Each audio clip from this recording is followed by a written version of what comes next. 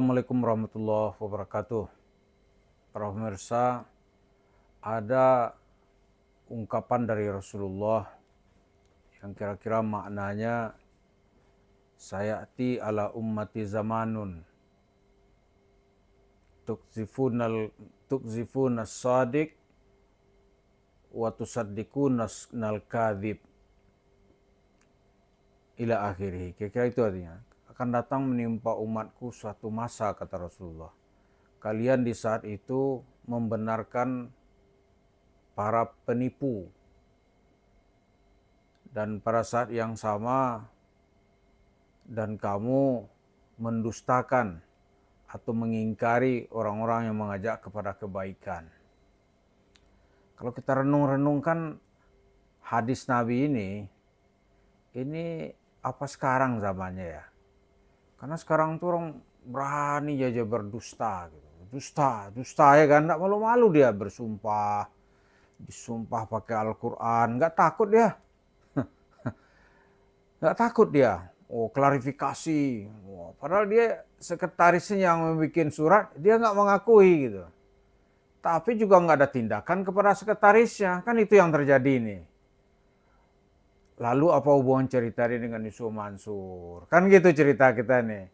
Yusuf Mansur dari rumahnya di Ketapang sana mungkin ketawa-ketawa gitu. Itu kan apa gue bilang, semua udah jadi murid gua. Mungkin dia bilang begitu.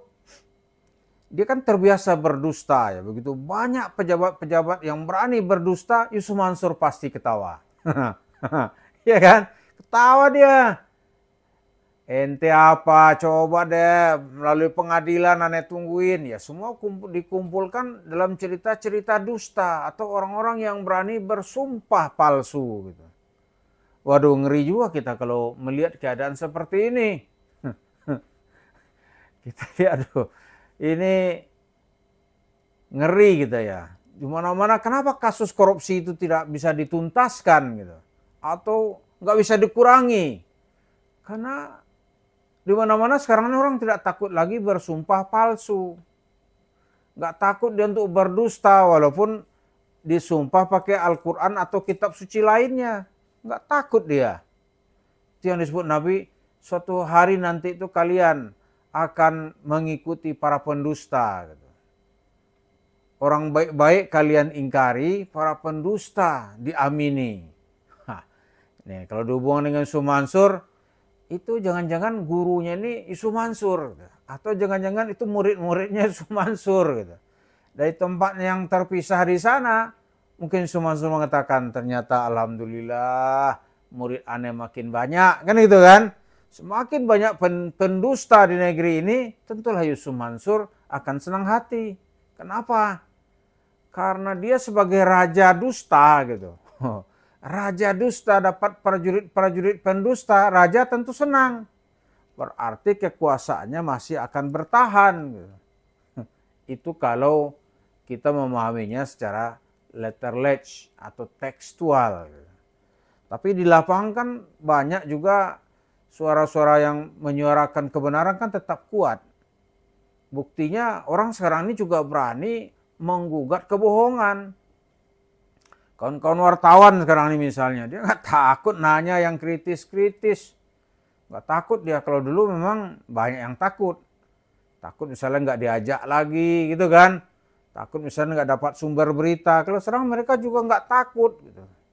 Jadi banyak pendusta tapi banyak juga orang yang ingin menegakkan kebenaran. Nah Yusuf Mansur, dia terus saja berdusta gitu. Tujuannya jelas Yusuf Mansur berdusta. Bagaimana mendapatkan uang dan mempengaruhi pendengarnya. Ya toh? Pendengar dipengaruhi, jemaah dipengaruhi, umat dipengaruhi. Tapi problemnya sekarang, umatnya itu sudah cerdas. Nah ini problem nih. Kalau dulu mereka datang ke Yusuf Mansur itu, bukan gak cerdas ya, tapi mereka tuh mendatangkan, ingin membawa harapan. Gitu, atau ingin mendapatkan harapan. Kan pengen kaya, ya toh? Datang ke Yusuf Mansur kaya. Ternyata mendatangi Yusuf Mansur membenarkan ucapannya artinya menderita. Di mana-mana dia menebarkan penderitaan. Datang ke masjid kota wisata, di Cibubur. Waduh, di sana dia menebarkan penderitaan. Gitu.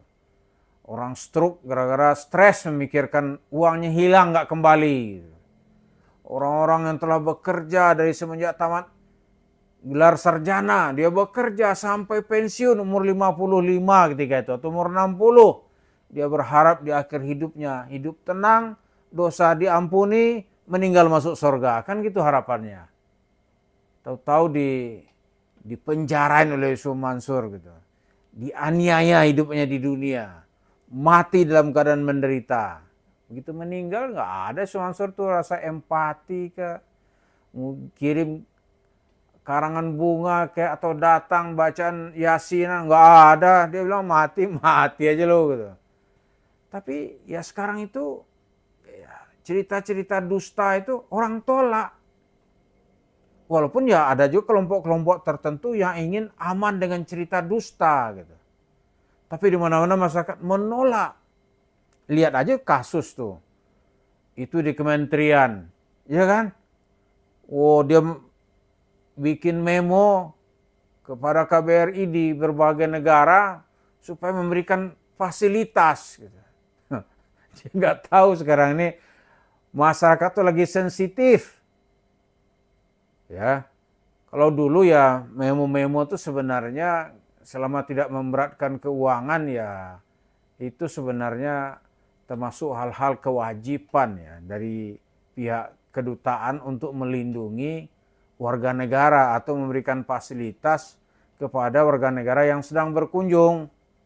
Itu kan biasa itu, minta dijemput di airport atau ditugaskan tuh lokal staff jemput dan diantar ke hotel. Itu dalam pergaulan sebelumnya biasa, tapi sekarang menjadi sangat sensitif. Nah, Yusuf Mansur nggak bisa dia bertahan di situasi ini walaupun dia cengar-cengir gitu kan. Murid aneh ternyata banyak. Ya nggak bisa, ternyata yang menolak tuh lebih banyak lagi. Buktikan aja kalau nggak percaya. Walaupun warung steak and shake Yusuf Mansur bertambah karena cerita-cerita dusta, dia mengumpulkan duit masyarakat gitu. Duitnya bertambah, warung steaknya dari mana-mana, tetapi juga dia menebarkan penderitaan di mana-mana juga gitu. Orang-orang menderita setelah mengikuti Yusuf Mansur. Itu jadi idiomatik. Karena itu sekarang keganasan Yusuf Mansur tuh orang udah tahu. Ganas orang ini ternyata nih. Walaupun dia pakai peci ustadz, orang lihat nih ganas ini gitu. Walaupun ada nanti pejabat juga berani berdusta seperti dia, tapi dihukum oleh masyarakat rame-rame. Dihukum. Ya walaupun pengadilan formal tidak menghukum gitu. Hanya ada cerita omon-omon ya kan. Kita tegakkan hukum apapun demi bangsa dan negara. Orang lihat omon-omon itu. Tapi masyarakat di bawah sekarang ini tetap memberikan perlakuan hukum. Minimal dia tuh diisolasi. Dikucilkan. Oh itu udah hukuman sosial itu. Hukum formal boleh tidak menyentuhnya gitu. Ataupun ada yang suka berdusta itu untuk selamat dari hukuman formal, mungkin dia bisa selamat. Tapi di mata masyarakat, ini pendusta ini, penipu ini. Gitu. Dikucilkan. Yusuf Mansur tidak usah cengar-cengir lah melihat keadaan orang berani mengikuti dia. Karena ya bagaimana ya, hukuman masyarakat itu ternyata nggak bisa dibohongi. Masyarakat kita sekarang berani menghukum gitu. Itulah yang sedang dihadapi oleh Yusuf Mansur dan orang-orang yang bersamanya. Jadi begitu pemaknaan datang, ideologi dalam hal makanan datang, gitu.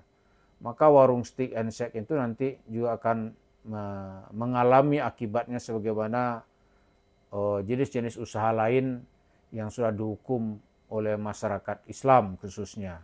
Dia menjadi sepi, gitu. Bukan karena rasanya, tetapi karena ada pemberian makna di dalam setiap tindakan masyarakat saat ini. Itulah yang kita lihat, mari kita tunggu bagaimana hari-hari, dalam tanda kutip, hari-hari sial akan datang mengejar Yusuf Mansur. Terima kasih. Assalamualaikum warahmatullahi wabarakatuh.